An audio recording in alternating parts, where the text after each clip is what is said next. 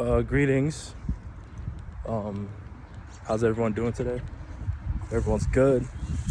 I almost forgot to do this video on my way home from the gym, so it might be a little bit short because I do have a job interview and I'm already halfway home. But anyways, yeah, I want to do a video about the definition of aura, how to build your aura, and how your aura might actually affect other people in your proximity. So the first thing, hold on, there's people here. So the first thing is how to build it. And pretty much what it is, it's just like, it's kind of the same thing as your inner strength, but it's more like how that, how you express it in the physical world, or how it manifests in the physical world. So, for example, people will say that someone has aura when they walk into a room and heads turn and whatnot. And to even be able to do that type of thing, it means that when you walk in the room with your head up, your chest is out. You have like a confidence about yourself, and that's what aura looks like when it manifests itself in the physical world. But the only reason you can even do that when you walk in the room is because you have that innate self-belief.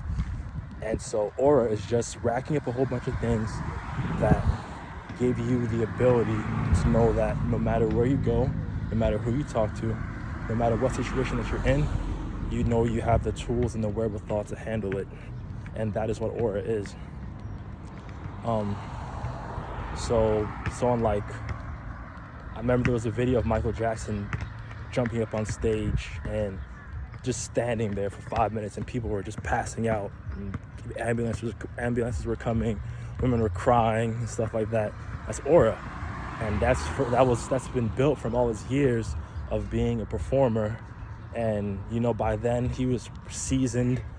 He already had the moment where he did the moonwalk. I think he had done the Smooth Criminal video by then, you know, so he has all these things to like reach back into. And so when he does show up, you feel that presence of, this is a man that's a legend. He's a storied man. He has a whole bunch of history, things that he's gone through. And that's where the aura comes from. That's where aura is. And your aura can affect people. It's almost infectious in a way, because it's almost like tangible. People can feel it, you know. And I remember I have this story, and I might do 2 parts of this video because of the thing that happened to me. So I am a lone wolf, and I do a lot of things by myself. I went through a tough time about a year and a half ago where I lost my good insurance 9-to-5 job, and I had to go work in a factory. And my housemates also work in that factory, but I pretty much keep to myself. They're also Nigerian. We live in a shared space, so like it's a big house and we all have our own rooms. So I asked one of them to help me get a job in the factory. And pretty much what happened was, like, we kind of got a little bit closer because, you know, we're driving to work every day in the same car, and we're kind of seeing each other more often. Like, all of us, there's about 4 of us in total. And I was kind of warming up to them a little bit. But I still didn't want to be like part of the group, you know, because it's just, I don't know. I like being alone. I like being in solitude. I feel like, especially if they're not on the same wave as me, like mentally and spiritually, that there's no reason for us to be hanging out excessively. Like we already hang out when we go to work, and it's like just whatever talk. Like they're talking about going to the club and partying and having sex on the weekends. And like I said, I don't really, like, I'm beyond just doing that. I go out more as like a scientist and conduct like social experiments So like my sense of fun is a little bit different than theirs, you know. And so yeah, one of the guys, right? He was the newest to Canada, so he was like kind of FOB in a little way, and watching him grow and like get accustomed to the life here and like leaving behind old things and having to adjust to the new Canadian life reminded me a lot of myself when I had moved from Nigeria a long time ago to the States. And he also kind of looks like me a little bit. And so one day after work, we all came to my room. They came into my room for the first time, and we were smoking and whatnot. And we were talking about going out that night to the club. But there was only a limited amount of space in one of our friends' car that was going to take us. And so I forgot what happened, but in an attempt to test his mental strength, the guy that kind of reminds me of myself, I said something like, "Oh, I guess you're not coming," or something like that. I don't know why I said that. I think it was because he was the youngest in the group or something, or because he had to go somewhere. I like jokingly like poked at him just to see like his internal strength, because I do that to people who I'm like, you know, maybe we can be friends. I want to see if he can take a joke. And the way that he responded to that, he didn't respond right away. It kind of like was internal in him. Like he just, it seemed like it didn't affect him. But then the very next day, oh no, not the next day, it was the next Monday, because I think it was a Saturday that happened, or a Friday or something. The very next time that I see him and we're all going to work, this man had like transformed himself into a version of me. He and mind you, he's like 2, maybe 3 years younger than me.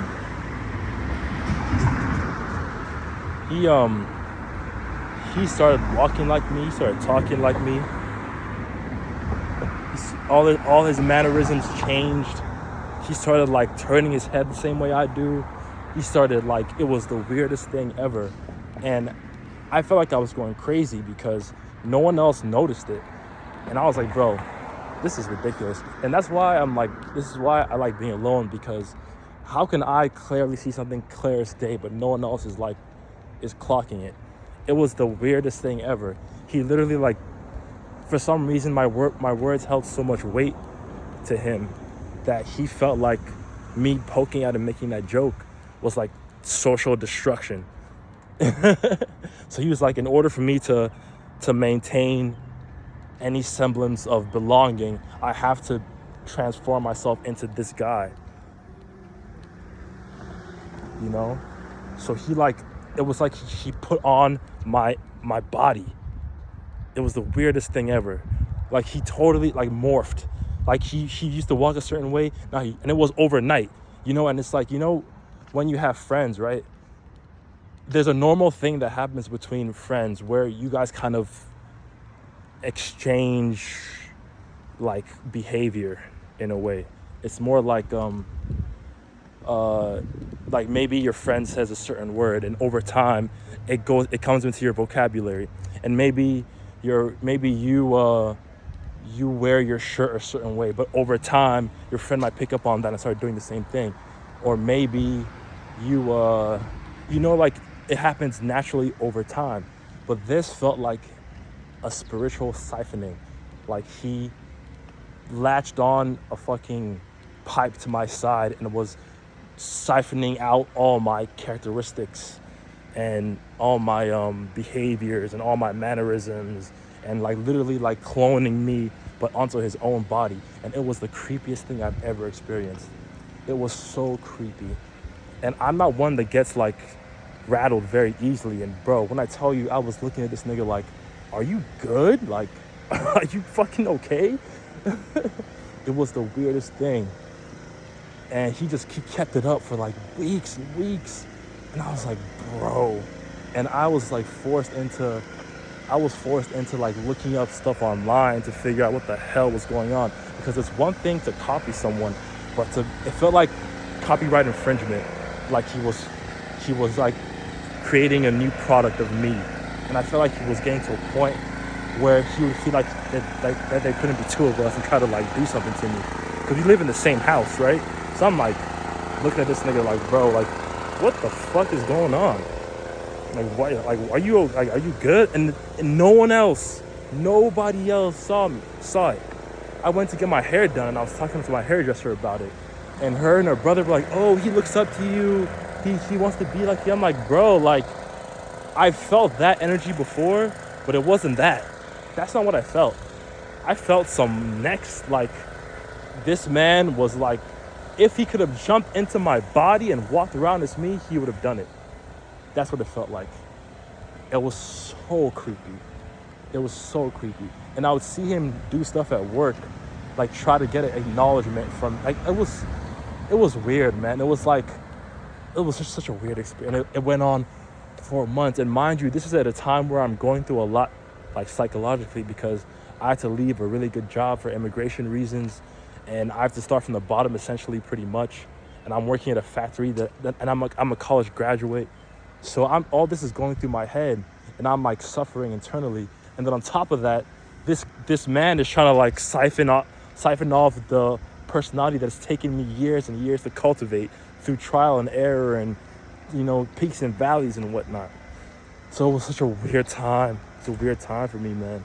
And till this day, there's still bits and pieces of him that are still copying me, but I totally distanced myself from the group because it just felt too uncomfortable.